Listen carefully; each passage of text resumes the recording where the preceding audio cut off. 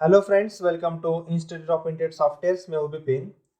Python language के video series में आज हम देखेंगे part 20 for loop in Python.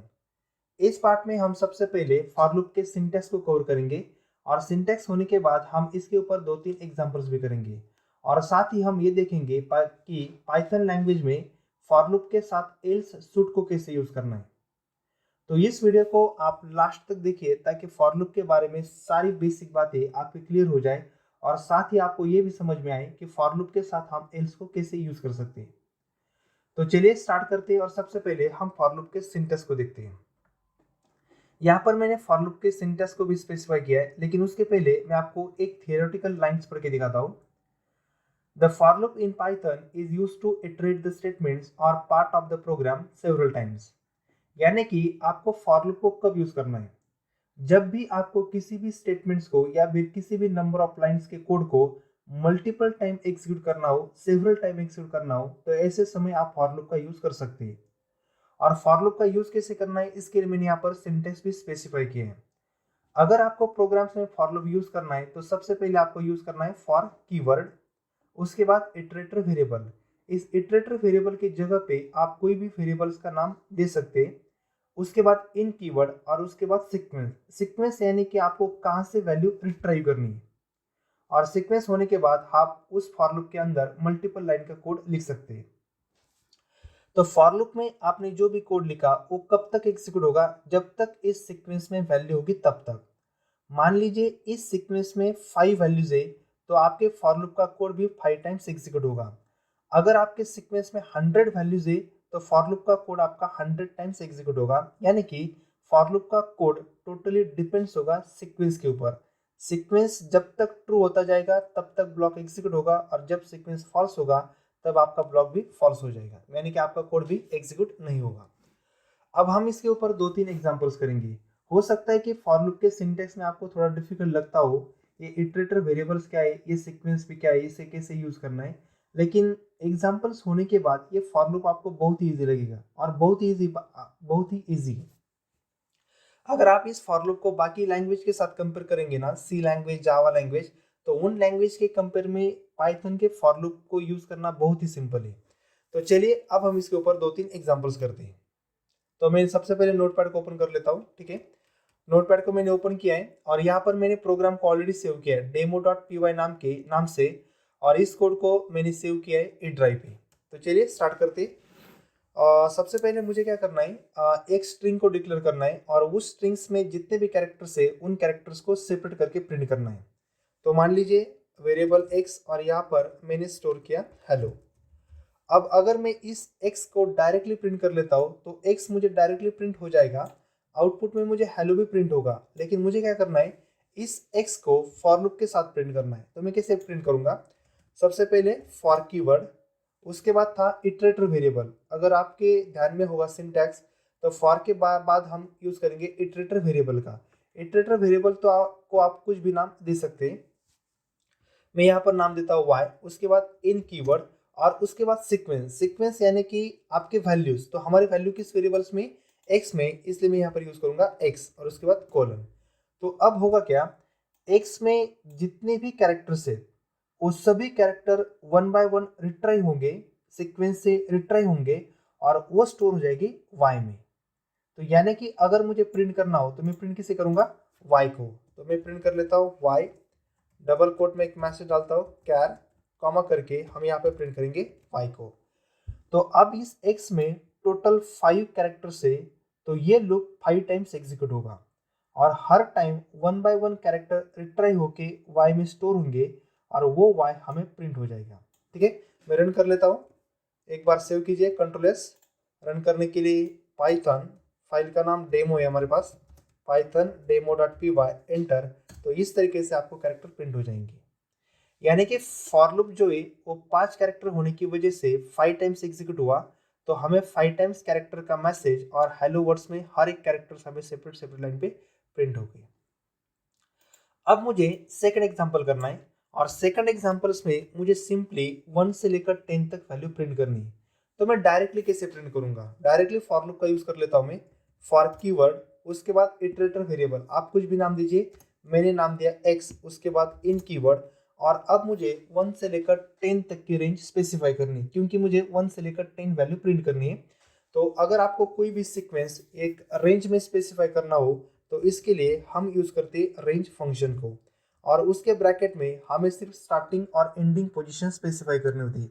तो हमें स्टार्ट कहाँ से करना है, 1 से, और एंड कहाँ पे करना है हमें, 10 से।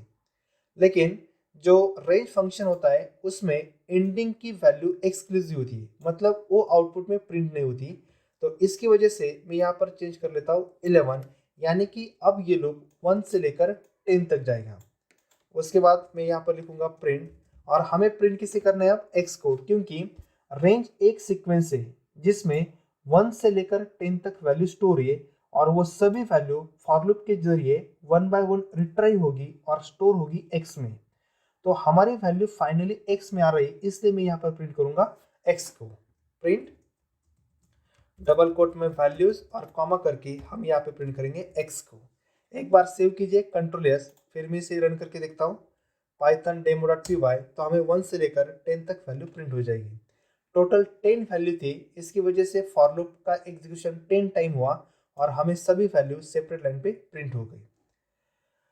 अब मुझे 1 से लेकर 10 तक प्रिंट करना है, लेकिन उसमें मुझे 2 का गैप देना है। मतलब अभी हमने क्या किया, 1 2 3 4 5 इस तरीके से वैल्यू प्रिंट की। अब मुझे क्या चाहिए, 1 3 5 7 9, यानी मुझे 2 का गैप देना है। और अगर आपको 2 का गैप देना है तो इसे सिर्फ एक पैरामीटर पास कीजिए 2। तो यहाँ पे क्या होगा, ये हो जाएगा स्टार्टिंग पॉइंट, ये हो जाएगा एंड पॉइंट, और ये हो जाएगी स्टेप। मतलब आपको किससे इंक्रीमेंट करना है, तो मुझे किससे इंक्रीमेंट करना है, 2 से, 2 का गैप चाहिए। तो अब मुझे आउटपुट में 1 3 5 7 9 इस तरीके से आउटपुट प्रिंट हो जाएगा। ठीक है, 1 3 5 7 9। यहाँ पर 11 नहीं आने वाली, क्योंकि जैसे कि मैंने बताया था कि रेंज फंक्शन में जो एंड होता है वो एक्सक्लूसिव है, वो आउटपुट में आती नहीं, कंपाइलर उसे कंसिडर नहीं करता है। तो इसकी वजह से यहाँ पर आउटपुट में प्रिंट हुआ 9। अब मुझे क्या करना है, अपोजिट आउटपुट प्रिंट करना है, मतलब 10 से लेकर 1 तक। तो मैं क्या करूंगा, 10 से स्टार्ट करूंगा और मुझे 1 तक जाना है, लेकिन मैं यहाँ पर 1 नहीं दूंगा, मैं यहाँ पर 0 दूंगा, क्योंकि लास्ट वैल्यू एक्सक्लूसिव थी। अगर आप यहाँ पर 1 स्पेसिफाई करेंगे तो आउटपुट में सिर्फ 2 तक ही प्रिंट होगा, लेकिन हमें 1 भी चाहिए, इसलिए यहाँ पर आपको स्पेसिफाई करना होगा 0। और अब वैल्यू एक से कम होनी चाहिए, 10 9 8 7। तो इसकी वजह से मुझे यहाँ पर स्टेप देनी होगी -1। अगर आप स्टेप स्पेसिफाई नहीं करते तो बाय डिफॉल्ट स्टेप 1 होती है, जो कि पॉजिटिव है, लेकिन हमें निगेटिव जाना है, रिवर्स जाना है, और रिवर्स जाने के लिए मैं यहाँ पर स्पेसिफाई करूंगा -1। तो अब होगा क्या, 10 से स्टार्ट होगा, 10 एक से कम होगी, -1 है, 10 9 8 7 6 5 इस तरीके से, और सभी वैल्यू 1 बाय 1 रिट्राइव होके स्टोर होगी एक्स में, और एक्स में स्टोर होने के बाद हमें वो आउटपुट में प्रिंट हो जाएगा इस तरीके से। ठीक है, तो इस तरीके से आप सीक्वेंस को स्पेसिफाई कर सकते हैं, और सीक्वेंस स्पेसिफाई करने के बाद वो सभी वैल्यू इटरेटिव वेरिएबल्स में स्टोर हो जाती है, और फिर हम इटरेटिव वेरिएबल को एक्सेस कर सकते हैं। यहाँ पर मैं और एक कोड कर लेता हूँ, जैसे कि हम यहाँ पर एक लिस्ट स्पेसिफाई कर दें। ठीक है, LST इक्वल टू वैल्यूज है 10 20 30 40 एंड 50। तो ये जो LST वेरिएबल है, इसमें हमने एक लिस्ट स्पेसिफाई की। अब मैं इसे लिस्ट क्यों कह रहा हूँ, क्योंकि हमने यहाँ पर open close square bracket specify किया है, और पाइथन लैंग्वेज में open close square bracket represent करता है लिस्ट को। तो आप लिस्ट, टपल, डिक्शनरी, इन सभी को फॉर लूप के थ्रू भी प्रिंट कर सकते हैं। तो अब मुझे चेंज क्या करना है, सिर्फ इस रेंज फंक्शंस को हटाकर यहाँ पर सिर्फ वेरिएबल का नाम देना है LST। यानी कि अब क्या होगा, LST में जो 5 वैल्यूज है 10 20 30 40 50, ये सभी वैल्यू 1 बाय 1 रिट्राइव होगी और स्टोर हो जाएगी एक्स में। एक्स में स्टोर होने के बाद मैं यहाँ पर इस एक्स को प्रिंट कर रहा हूँ। तो LST में टोटल 5 वैल्यूज है, यानी कि फॉर लूप का एग्जीक्यूशन 5 टाइम्स होगा, और हमें सभी वैल्यू 1 बाय 1 प्रिंट हो जाएगी इस तरीके से। ठीक है, तो मैंने आपको फॉर लूप के ऊपर 4-5 एग्जांपल्स दिखाए। इस तरीके से आप फॉर लूप का यूज कर सकते हैं। सिंटैक्स में कोई प्रॉब्लम नहीं है, सिर्फ फॉर कीवर्ड यूज करना है, उसके बाद वेरिएबल का नाम है, इन कीवर्ड है, और उसके बाद सीक्वेंस है। ठीक है, अब मैं आपको इस फॉर लूप के साथ एल्स सूट को कैसे यूज करना है ये भी दिखा देता हूँ। तो हम फिर से चलते हैं हमारे PPT की तरफ, पावर पॉइंट प्रेजेंटेशन, और यहाँ पर मैं आपको एल्स का सिंटेक्स दिखाता हूँ। पहले एक लाइन देखते हैं हम क्या है। In Python it is possible to use else statement along with the for loop और व्हाइल लूप। हम जैसे एल्स को फॉर लूप के साथ यूज करते हैं वैसे ही हम एल्स को व्हाइल लूप के साथ भी यूज कर सकते हैं। व्हाइल को हम अगले वाले पार्ट्स में देखने वाले हैं। इस पार्ट में हम सिर्फ फॉर लूप के ऊपर ही फोकस करेंगे। अब सिंटेक्स कैसा है, जैसे कि मैंने आपको पहले फॉर लूप का सिंटेक्स बताया था, सिंटेक्स वही सेम है, सिर्फ आपको इसके आगे एल्स पार्ट ऐड करना है। जैसे कि मैंने यहाँ पर स्पेसिफाई किया है for iterator variable in sequence block of statement, ये सभी सेम पॉइंट्स है, सिर्फ इसके आगे कौन सा पॉइंट आया एल्स, और यहाँ पर ब्लॉक ऑफ स्टेटमेंट्स। तो अब इसका एग्जीक्यूशन होगा कैसे, जब भी फॉर लूप फॉल्स होगा, मान लीजिए 1 टाइम पे फॉल्स हुआ या फिर 5 टाइम्स पे फॉल्स हुआ, जब भी फॉर लूप फॉल्स होगा, फॉल्स होने के बाद एल्स का ब्लॉक एग्जीक्यूट होगा सिर्फ एक बार। तो मान लीजिए फॉर लूप का ब्लॉक 100 टाइम्स एग्जीक्यूट हुआ, 100 टाइम्स एग्जीक्यूट होने के बाद जब वो फॉल्स होगा उसके बाद एल्स ब्लॉक एग्जीक्यूट हो जाएगा। यानी कि एल्स ब्लॉक 100% एग्जीक्यूट होने वाला है, लेकिन वो कब एग्जीक्यूट होगा, जब फॉर की कंडीशन या फिर फॉर लूप फॉल्स हो जाएगा तब। इसके ऊपर हम 2 एग्जांपल्स करते हैं ताकि ये भी पार्ट आपको अच्छी तरीके से समझ में आ जाए। मान लीजिए मैं यहाँ पर फॉर के बाद में यहाँ पर एक एल्स स्टेटमेंट ऐड कर लेता हूँ, ठीक है। एल्स फिर से प्रिंट डबल कोट में लूप टर्मिनेट्स, ठीक है। आप कोई भी कोड लिख सकते हैं, मैं यहाँ पर एक ही लाइन डाल देता हूँ लूप टर्मिनेट्स।